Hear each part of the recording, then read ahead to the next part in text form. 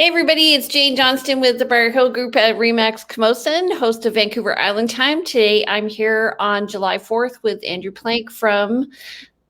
Andrew? Hi, it's Andrew Plank from LePage. How's everybody doing today? Good. So how was your past week? It was okay. And you?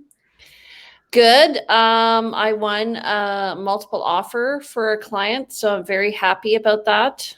It's like winning the lottery. Pardon? It's like winning the lottery. Well, not really.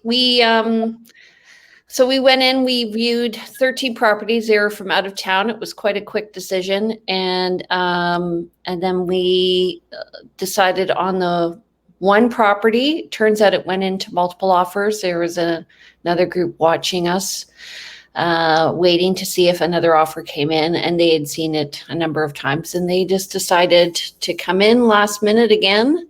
And yeah, but we ended up winning, so very happy.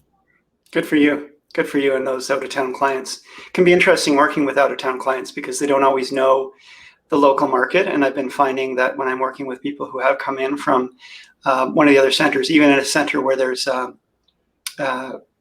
property values are well, when they're lower property values, they tend to not really understand our values here and need a few rounds before they really get where prices are at. Yeah. So, but you can sort of mitigate that by giving them information before they arrive. Yeah. Here's what's sold and here's what's happening and here's what the strategies are that people are using these days. Yeah.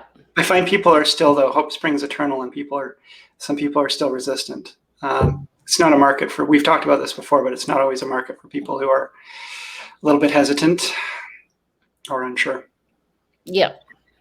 So today we're going to go through what's been going on with the market in Victoria over the past 6 months, and we have a surprise. I actually have long-term data over the past number of years for different areas of the city, which we can go through in detail. But let me just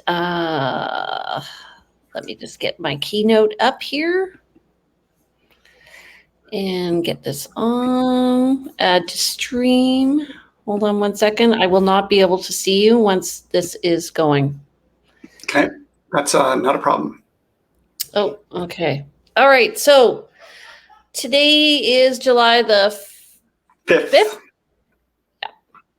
So net unconditional sales, 79 over the past 5 days. That's compared to 979 for the month of July in 2020. New listings are 78. So that's great. List to sale ratio. Same ratio of listings to news to sales. Yeah. And we're still low on numbers, less than 1,500 at 1,480. Sorry.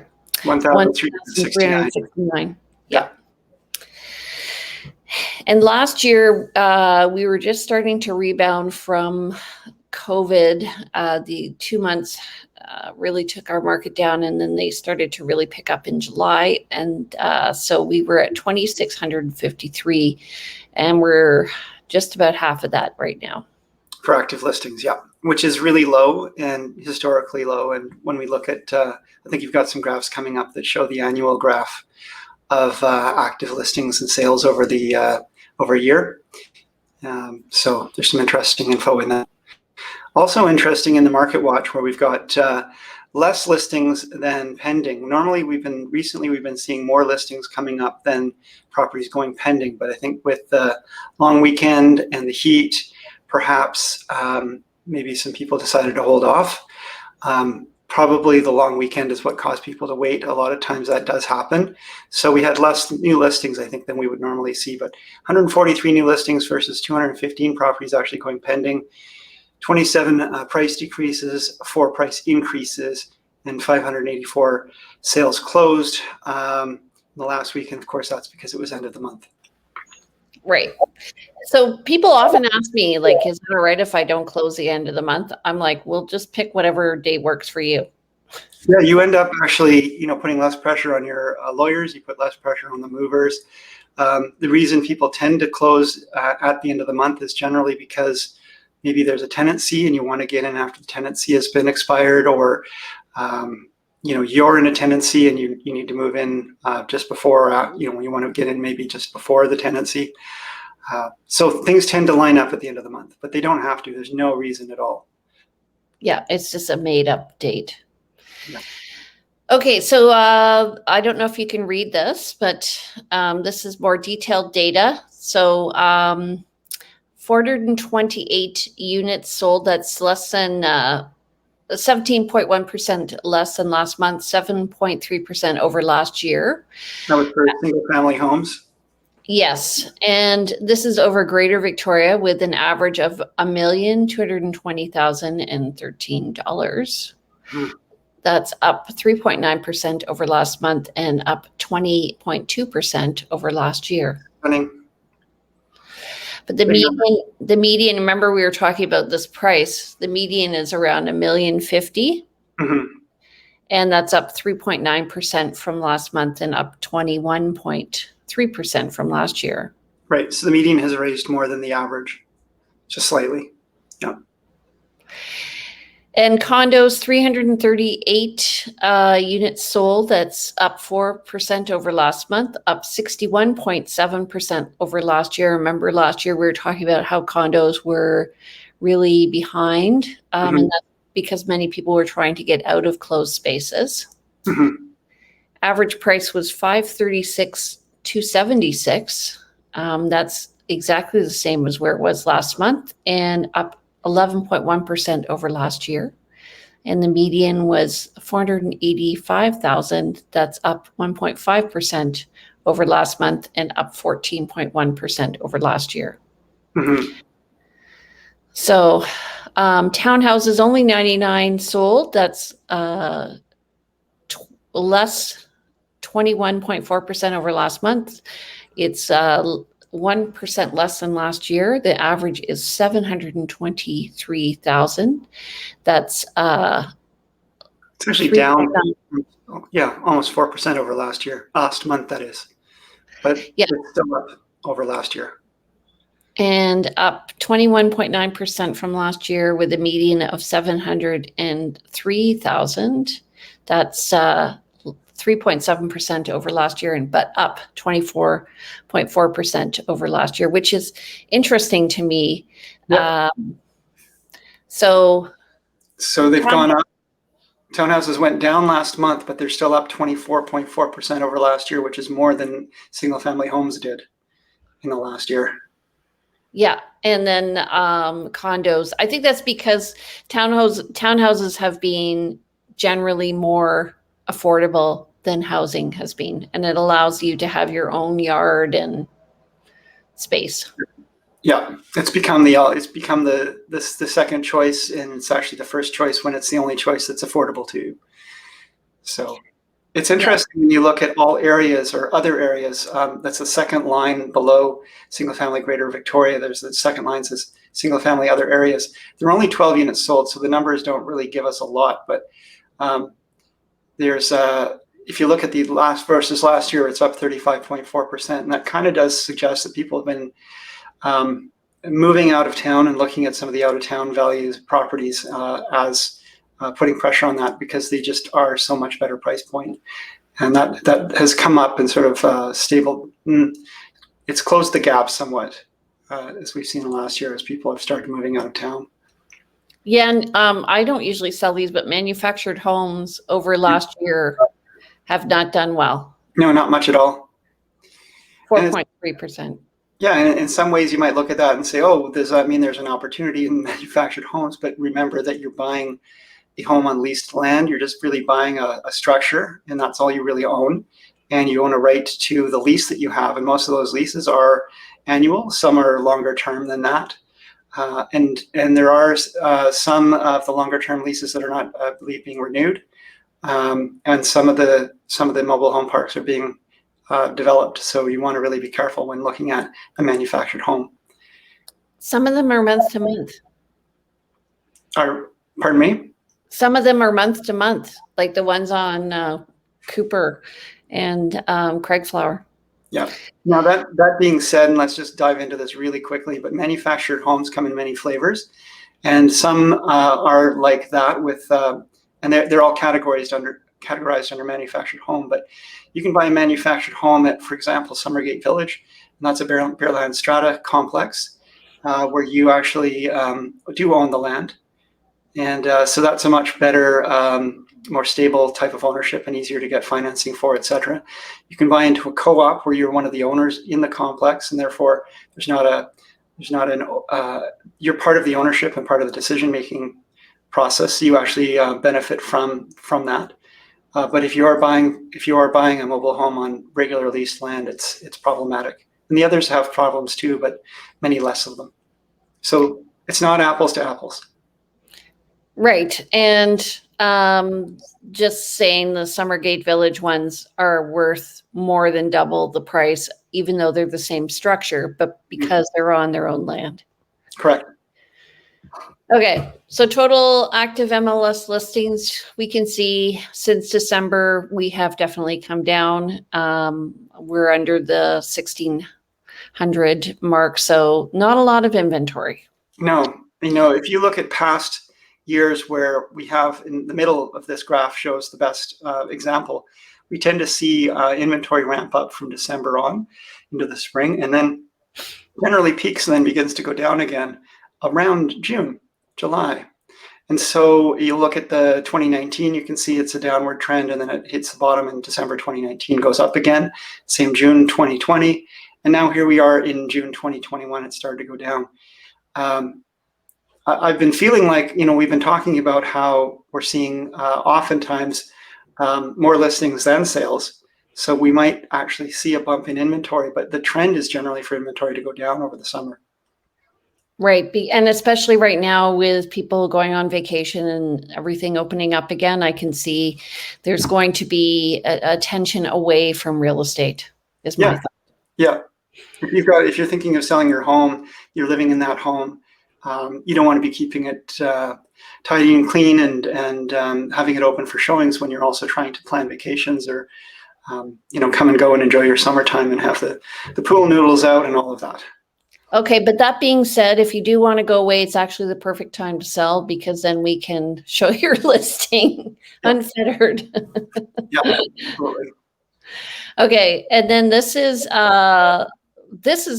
really interesting to me. So total MLS listings to total MLS sales. The listings are the bar graph and the sales are the line graph. And you can see that we've just had a very steady list to sale ratio over the past few months. And so even though the numbers have been high, the sales have been high as well. Right. So they've kind of gone up and they've gone down in proportion. So they were rising up in January, February, March, April, and then they're coming down a bit, but the proportion remains the same. The number of listings versus sales are remaining, in a similar average. Yeah. So around 80%, I would say.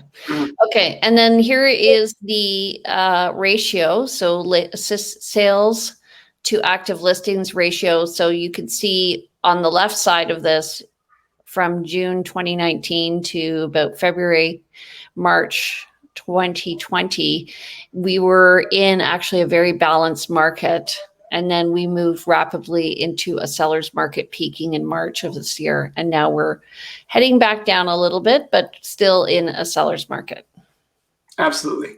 Very strong seller's market. So this is just the home price index. And so June 2020 in North Saanich, we were hovering around 1.2 million. And we were talking about the financing earlier this year about how that being over 1 million means you have to have 20% down. And we have jumped up to 1,263,000 now, up 26%. Doesn't seem to be stopping people. And when I have, people are, again, was using some examples of some of my clients who are from other areas and jurisdictions, and they're saying, how come prices are so high and how can they be so high? They can't go much higher. And then you look at centers like, Vancouver and Toronto, and they're so much higher than we are. So there's still room to grow. Doesn't mean that we're done here because we've reached the million point.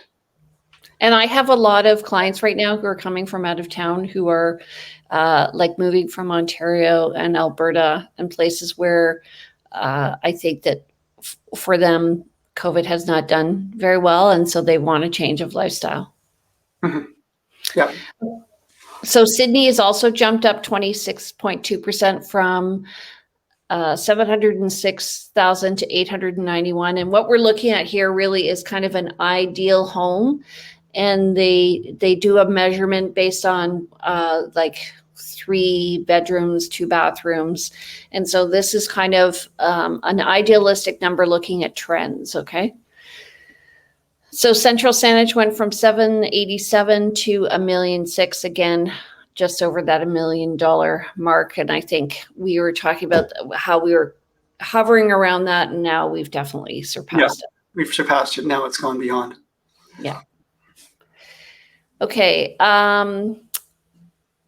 Sorry, I was doing this. I'm at my cottage, so my technology was not the best last night. But we're Saanich East from 909 to $1,081,000, so up 18.9%, and Right. then Saanich West 789 up to 930, and that's up 17.8%. Do you want to take the other one? Sure. Saanich West was on the left there. It's just not got a title above it. View Royal was at 802.9. It's got a 967, up 20.4%. Esquimalt has jumped 21.1% from an average of 697.3, which sounds just like nothing, to 844.7.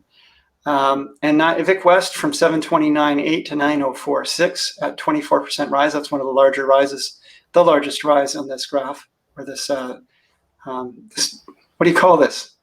Anyway, Victoria went from June 2020, 865.1 to 999.7. Less of a jump, but it was already pretty tight up there, 15.6% rise. And Oak Bay has really seen a big rise as well, 1.2325, the average in last year, 1.498.6, 21.6% change in price. So somebody was asking me the other day, they were saying, so there's nothing for sale in Oak Bay. How do we find something? And I said, well, that's one of the hottest markets in the city. So it generally, there in Victoria, if you look at a flame, it's hottest there and then it'll go out. And over the past year, I don't know about you, but I've been working a lot on the outskirts of Victoria as well as in the interior, and the reason for that is because it's been hot everywhere. So we go where we're like, it's like fishing. We go where the fish are, and there's just no fish in Victoria, Oak Bay. They've been caught so fast; they've been overfished. We have very little inventory, so if that's where you want to be, then you're going to be watching for that and ready to jump on it. But of course, with that much, as Jane referred to, heat on that market, it means that you will have to be pushing that much harder to win out in a bidding war, and there will be a bidding war. Yeah. Okay, and then the West Shore. So reasonably priced houses, West Shore in Souk, 575,600 last year compared to 760. So it's gone up 32.1%. Yep. And the Highlands has gone up 30.4% from 976 to 1,272,500. Yep. And you want to take the others away? Sure. Colwood went from 705,000 to 888,800. That's a 26% rise. Langford went from 691,100 to 838,600, 21.3% rise. Machosen went from a 966,300 to 1.233 million, 25% rise. You can really see the outlying areas have gone up a lot more than the core. Again, because those were the areas where there was a lot of in the core. There was a lot of attention on those homes. Once those homes became unaffordable, then people started looking further afield to places they hadn't been looking before, and they start to value them more because there's choice, and then so that tends to have more room for rise. I want to point out too, like some of those numbers that we were seeing, like Langford from 691.1 to 836.6, and Jane alluded to this earlier, this housing price index really does take, it's not an average house it's looking at here, it's looking at a representative house in the neighborhood.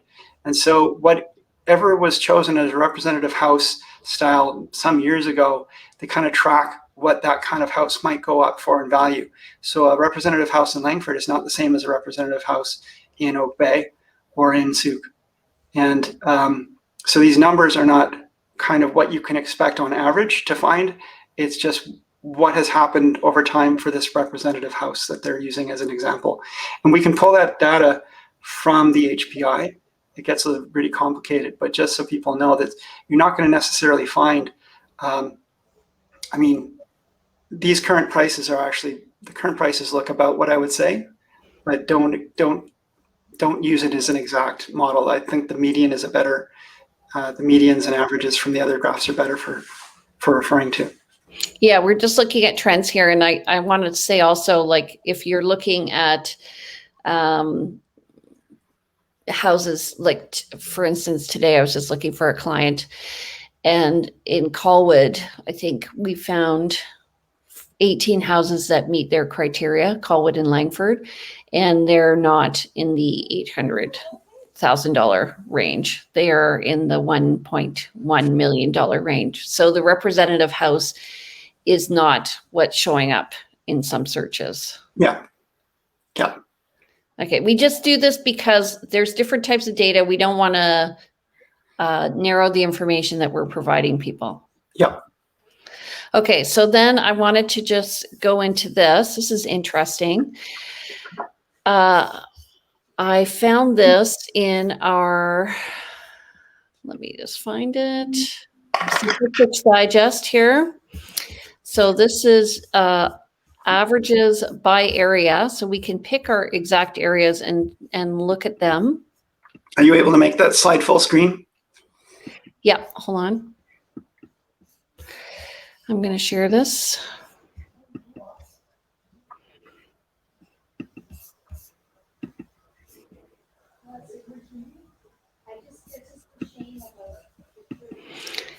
Okay, can you see that? I can see historical prices for Colwood, yes. And okay. Average prices, yes. Okay. So I just, this is interesting because twice a year they go through and look at what the different areas are doing. And so I thought this will show the trends really quickly. You can see Colwood did a little bit of a dip in 2019, and then it's rebounded up. And average prices have gone up to 1.1 million. Can you see that in the middle graph there? Yeah. Yeah. Average prices are now at 1.1 million in Colwood for so far in 2021. So you could add that, you could imagine adding that to the graph above that shows the history over the years. Can we go back to the historical average prices? So we'd be jumping up above the top of this graph for 2021. And what's interesting is actually this graph started off in 1990 at, looks like about 150,000. But let's round that down and say it was at 100,000. Then we're at 1 million now. We've gone up by, 10 times. We're 10 times the average price from 30 years ago. Yeah, I remember when we bought our first house in Colwood, the seller said, wow, I was always wondering if we would ever get over $400,000. Mm-hmm. And we ended up, I think we paid $424,000. Mm-hmm. Anyway. Okay, Colwood, Central Saanich. So this is going by alphabetical. So Central Saanich, 20 years ago, average price was 200,000. Now they're up around 1 million. How has Eve come before O, by the way, Jane? I don't know. Okay. Colwood, Central Saanich, alphabetical. Okay. Whatever. I know. I'm just a disturber. Average prices, though, interesting. So they actually went over that graph. And what this means is, in terms of average, it means probably something really expensive sold in January of 2020 that kind of skewed that graph. So that's why they didn't show it on there. Okay, Esquimalt. I personally have a love affair with Esquimalt. I think it's so reasonably priced. Mhm. So the data here goes back to 1984, where they were around 60,000, and now the average price is just under 850. Well, actually, if we go to 2021, we're actually at over $1 million. Oh, But sorry, I'm looking at the top right. Yeah. top right graph goes to the end of 2020 at 850, but we're so far at $1 million. So yeah, we've gone up quite a factor. You know, it's funny too, because people say, oh, you know, we've reached this price point of, let's go back and let's put yourself in the mindset of the person who back in 1984 was spending $60,000 on a, you know, on a home. And that was a 6 with 5 zeros after it, 4 zeros after it. And that's a lot of zeros for that time. And now we've got, you know, the 1 with 6 zeros after it for a lot of average prices and above. But these number of zeros is really, it's a, we look another 10 years into the future, or 20 years into the future, is the average price going to be, you know, 10 million, 100 million? Where do we, I guess what I'm saying is that don't get caught in the numbers where people say, you know, I don't want to pay this much for a home. It's way too much. If you'd paid $60,000, or let's say you paid $70,000 for that home in 1984, and the average price at the time was 60, you paid $10,000 more than you needed to, but it was the home you wanted. It was a great home for your family, and you've lived in it for 40 years.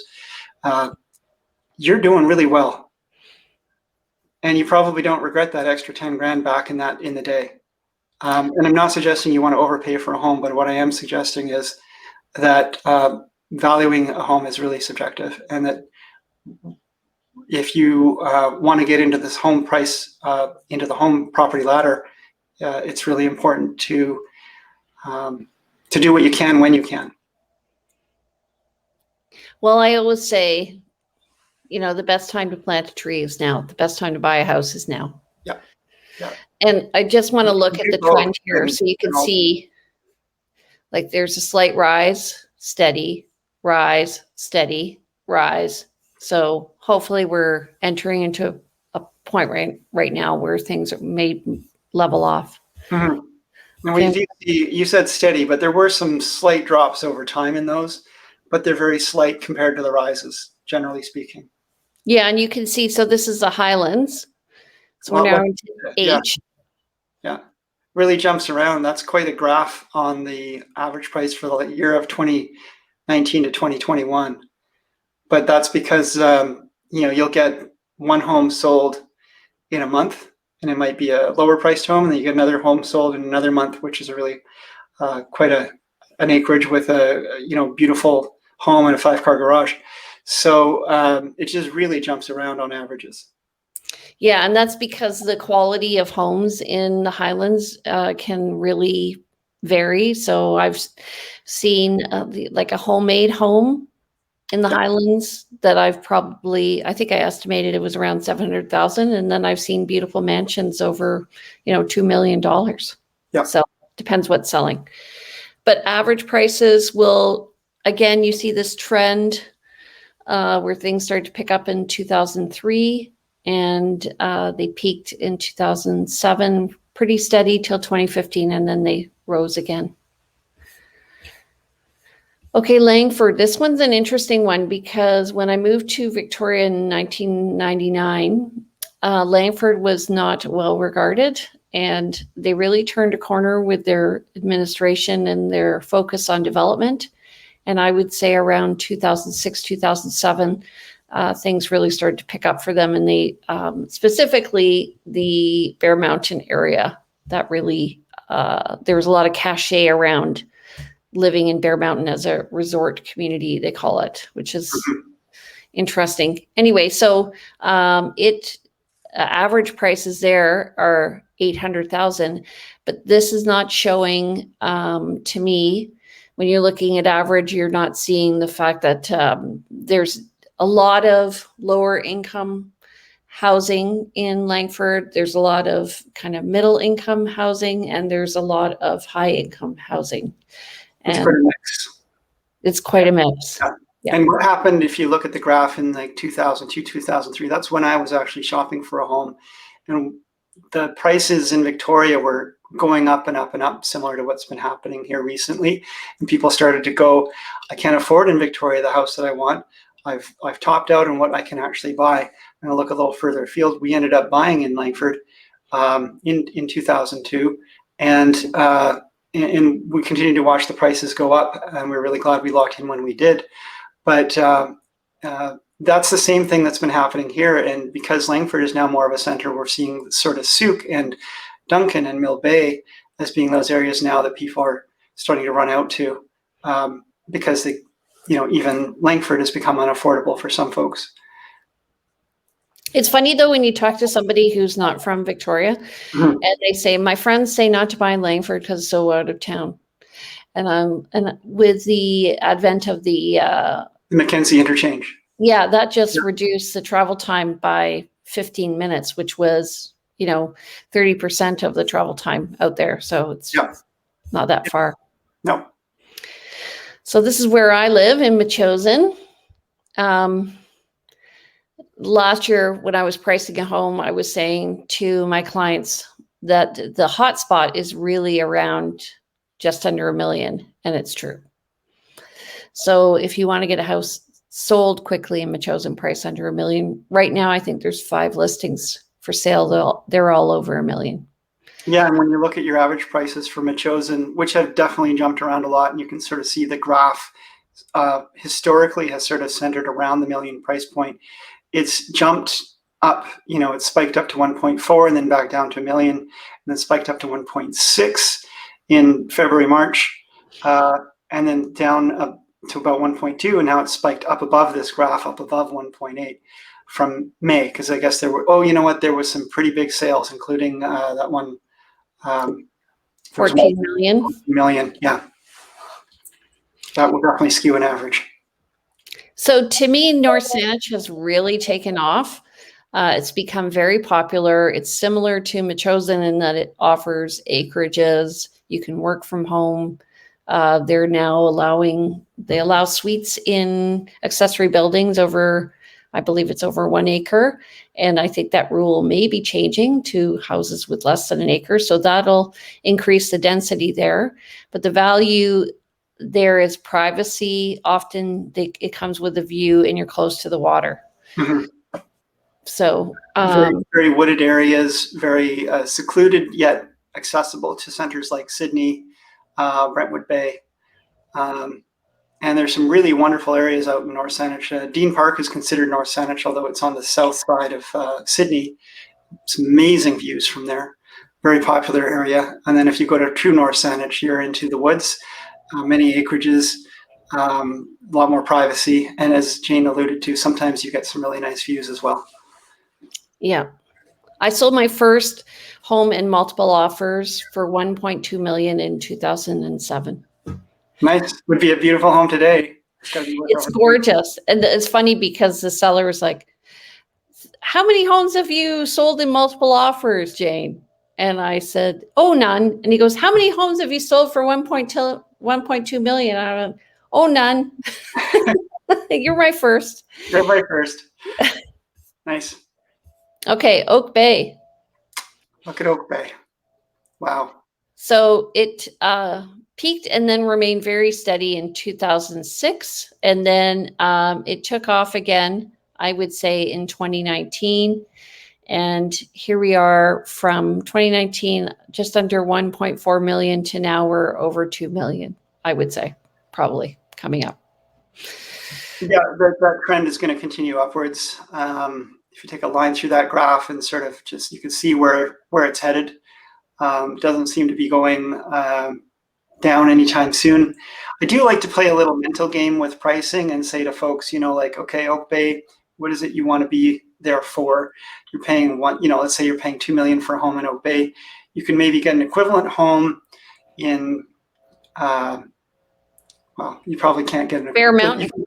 Let's say Bear Mountain then, for 1.5 4 plus or minus. So there's a $600,000 difference. So I'll say, what if I paid you $600,000 to buy on Bear Mountain? You're saving that $600,000. Is that worth it to you? Is it worth for the extra commuter drive? What are you missing out on? You got to think about these things. But at the same time, if you want investment, Oak Bay has historically been a great place to park your money. That's for sure. Well, it's interesting because I've had listings in Oak Bay, Broadmead, and Langford at the same time, all around the same price point, and I've seen the same buyers. All coming through. Yeah. All coming through those 3 areas. Yeah. And Broadmead, we talked about Broadmead last week, and Broadmead is a great area to consider. I think it's actually more central than Oak Bay in some ways. It's very close to Cordova Bay beaches and so forth. Good parks, great shopping, and some really wonderful homes. Some of them need some updating, as we said. People have been living in them maybe since they bought them back in the 80s. But great value, and I think some better value than Oak Bay, but Oak Bay does still hold that cachet. Yeah. So I just want to point this out because I had clients looking in Broadmead.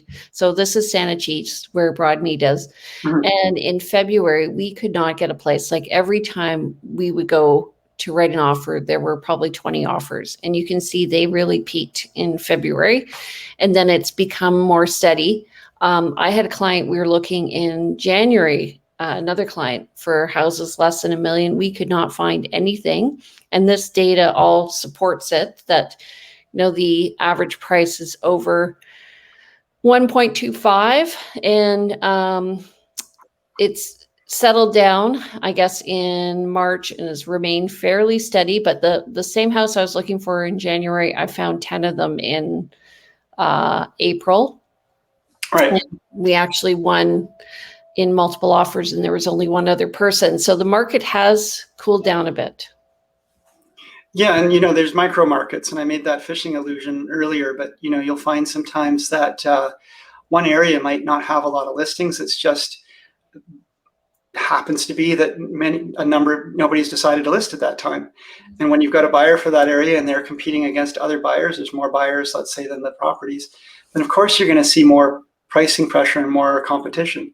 And then just on the law of averages, more listings come up. Maybe those buyers have bought and moved on. Completely inverts, and it can just be these little micro markets in time. I often coach my clients to be patient and wait. Yes, the market's rising. Yes, there's a lot of pressure. Yes, you shouldn't. You should still go in when the right property comes along, but at the same time, be smart. Be smart. Yeah. Yeah. So Saanich West has typically larger lots. It goes from the west side of the highway out to the coast and actually not out to the coast, out to the Highlands and central Saanich. It includes areas like the Gorge. It includes areas like the blanket interurban area, Prospect Lake. It includes like the Langford area. Anything, west of the Pat Bay Highway, as far down as the Gorge. And it's kind of out towards where central Saanich starts, so past Elk and Beaver Lake. So to me, this is one of the properties is kind of missed because I find people look Fairfield, Oak Bay, then they go up Saanich East, Cordova Bay, and up to central Saanich. And on the left side of the highway, which is Saanich West, it tends to get skipped over. There are some areas that are super nice. I just sold one a couple weeks ago on Hearst Avenue, and that was a 2-bedroom home with a garage, and we got it for $800,000. Nice. Yeah, definitely. I find that the Langford area tends to be a little bit less pricey than some of the other areas. I think Royal Oak is a great area and some really wonderful homes. And then again, you can get out into the more rural areas, and compared to the Chosen or the Highlands, I think Saanich West has some just beautiful homes, a lot of great horse properties, a lot of sort of not ranch exactly, but farmish areas in the woods more. along the lakes. Prospect Lake is an underrated, valued lake. So there's some, if you're looking for long-term, I know, long-term, Jane just did a little shh. If you're looking for long-term value, that is an area that is in the center of the other centers that has yet to develop. And it probably won't ever develop as a big center because of zoning and lot size requirements, but it is a great place if you want a large lot, treed, and still be close to town. Yeah, excellent area. So it has been going up and down, but not to the extent as other areas. And we're hovering around $1 million there. And it's coming down from a high in November and January of this year of 1.2. Okay. Okay. So, and then Sydney, we're getting near to the end here. It's also following that trend of increase and then flat, increase and then flat, and then it's increased again. Its historical price went up to 900,000 in 2020, and now it's up around 1.3, and that's due, I think, to waterfront sales. Yeah, there's a lot of great properties that are coming up in Sydney. There's been a lot of development in Sydney, redevelopment of older homes, some infill, some condo builds, although this isn't what we're talking about here. Sydney's really starting to take off. I highly recommend Sydney to anyone who's looking for a beautiful area, especially if you're looking for a retirement area. Sydney's amazing lifestyle. And if you love boating, lots of great marinas around. And you're very protected there for boating, as well as if you want to just go, there's lots of provincial parks in the Gulf Islands just north of there. It's super easy also to commute to Vancouver from that area. Yeah. Okay, and Souk. So we went from $100,000 in 1989. So you could have bought in Esquimalt or in Souk. And now the prices here are just under $700,000 in 2020 with the upper historical graph, and around $800,000 with the middle graph here. Yeah. And to me, Souk has a lot to offer. I used to teach in Souk. It's definitely changed a lot. I would say the typical person living there now commutes into the city. It's a bit of a bedroom community. It used to be its kind of own animal. Yeah. I really like it out there. You get gorgeous views. Yeah, and there's, East Souk, I think, I've always felt is undervalued for some of the waterfront along East Souk. And then Souk itself is developing up, and the road, I know they're doing a lot of work along the roads along there, and a lot of developments coming in. So look for Souk in about another, 10 years to become a real center of its own. Great recreation from there if you want to go fishing. Get off to camping off in Port Renfrew, or fishing in Port Renfrew, or any of the more recreational adventures that you can do. So that's a great little retirement community, especially if you're coming from one of the centers where you can't afford to be in Victoria, but you have family in Victoria, you want to be close to the medical that Victoria has to offer, but can't afford it. Come live in Souk. It's a great little option, and it's really developing up. Okay, and then last but not least, Victoria and Vic West. Mm-hmm. So it has been steadily rising. I think also Victoria West, or Vic West as we call it, is one of those areas that's being missed out on.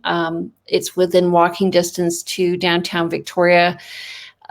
June 2019, it was averaging around 900,000 for both those areas, and it's gone up to 1.2. This really is dependent on where you're looking. Again, you were talking about those little micro markets.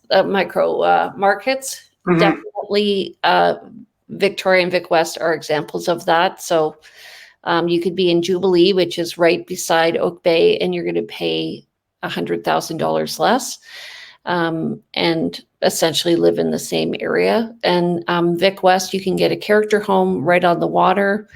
You can, there's a Selkirk bike trail, there's Bamfield Park, and then there's smaller character homes, which I think a lot of them have not always been the best Cared for. care for, but they are transitioning. And there was that development on Wilson, those townhouses, which have done really well.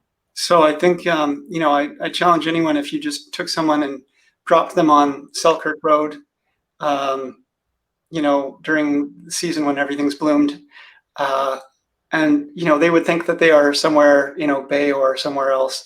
It's a beautiful little street, one of my favorite streets in Victoria. It's just right off the water there on the Gorge Inlet. There's amazing value to be had in Vic West. And people are starting, now I know, again, people are starting to notice. But that's where your realtor comes in, is, what is it? We're going to ask those questions. What is it you're looking for? What is it you want long-term? What kind of lifestyle do you want? But, consider these places that maybe aren't on the radar. I've got to say, in this day and age, everything is on the radar for everyone because of limited choice. So it's not as easy to find these little hidden gems. But when there's a lot of selection on the marketplace and people are sort of overlooking some of these areas, I think it's really worth considering them. Yeah. So I see a comment here. Let me just see. Is airport noise a problem in Sydney?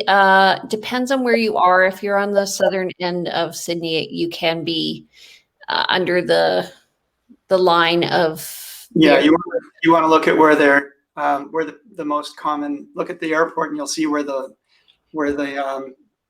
there's Dennis's question. You'll see where the landing strips are and where they run. So you're going to see where the planes are coming in on. But you'll still get small planes, but the big planes are going to be coming in on that big landing path. And that's not just Sydney. That's going to be across North Saanich in different areas, coming and going. I haven't heard many people who really, really complain about it. But if you are truly on one of those paths, you want to be careful. Actually, I have a funny story. So one of my very first houses that I sold, we were up in North Saanich, and we're just north and west of the airport. And this is in 2006. I didn't really know where I was. And we're sitting in the backyard, and this plane goes, whoa, right over top. Backyard. Yeah. And I'm like, by the way, we're right beside the airport. Yes. And luckily the buyer's like, I love planes. Phew. Yeah. Well, so yes, there can be airplane noise. You'll get anywhere in the city. I find you get noise. I'm living near Hillside Mall, Cedar Hill. I can hear the helicopter coming and going to the airport, to the hospital. You got some planes flying overhead. You've got road noise anywhere in the city, really. I challenge you to find a place in the city where you're not going to get some road noise from the distance. Well, I live in Metchosin, and I'm in the middle of nowhere, but it just so happens that east of us is Albert Head, and just on the water there is where they do all their helicopter exercises. Yeah. So sometimes I'm in the hot tub. Right. Yeah, there you go. So no privacy, no complete being without noise anywhere in the city, but of course you're going to be louder under the airport for sure. Okay, so I thought of a topic for next week, by the way. Great overview of the market. So I thought we could talk about leaseholds because I'm getting a lot of questions. Mm-hmm. And I know I'm getting a lot of questions because the prices are lower, but I just want to talk about the pros and cons of buying in a leasehold, what that means for you, what that means for your family if you happen to pass away. Yeah. And do you have any thoughts about that? Absolutely. That's great. I've got a client who owns a leasehold, and he's been talking about wanting to sell it, but at the same time, not sure. And, it brings him great income because he's using it as a rental. It's got, I think, 20 years left on the lease. And there's some argument around, how much is this worth at the end of the day as an investment? Because with a leasehold, we'll talk about this, they get worth less and less as time goes on if you have a fixed term lease. Yeah, unless they decide what I don't even know what happens at the end of a lease. I've done Maybe, research into it, and it's really up in the open. And obviously, it's up to the owner of the property what they do, and of course, they're going to negotiate something that makes sense for them and is profitable for them. yeah. Well, maybe we should find a lawyer who can talk to us about this next week. I'll look for that. Okay, sounds good, Jane. Thank you. All right, you guys, thanks so much for joining us this week. If just remembered, if you're interested, please subscribe. We are on YouTube and you can follow us there. We're also on social media on Facebook, and we are happy to answer your questions. So if you have any, please email us. Let's just find out, Andrew, how do people get in touch with you? You can reach me, cell phone, you can call or text. I'm at 250-360-6106, or email me info@andrewplank.com. Check out my website, andrewplank.com. Okay, and you can reach me. My name is Jane Johnston. I'm with the Briar Hill Group at Remax Camosun. My number is 250-744-0775. You can reach me at briarhillgroup@gmail.com. And there are two websites if you're considering moving to Victoria. One is VancouverIslandTime.com and the other is briarhillgroup.com. All right, everybody, have a great week. And thank you so much for joining us. From Shawnigan Lake, this is Jane. I am taking the day off. Excellent. Okay, from Summit Hill, it's Andrew Plank. Okay, take care. Bye. Bye. Enjoy your day off, Jane. Thanks.